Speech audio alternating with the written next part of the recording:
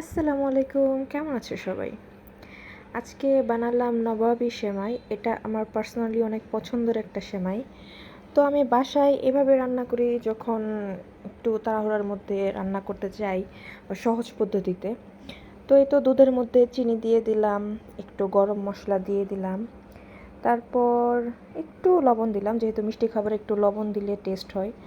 তারপর আমি জর্দা রংটা দিয়ে দিচ্ছি কর্নফ্লাওয়ারের মধ্যে গুলাইয়া, কারণ আমার কাছে কাস্টার্ড পাউডার ছিল না।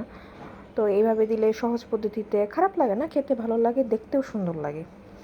এই তো ঘন হয়ে আসছে দেওয়ার পরে। এখন সেমাইটা রেডি করে নিলাম। এই তো সেমাইয়ের মধ্যে গুঁড়ো দুধ দিয়ে দিলাম, চিনি দিয়ে দিলাম, তারপর কিছু দিয়ে দিলাম ড্রাই ফ্রুটস। এই তো একটু সেমাইটা ভেজে নিব।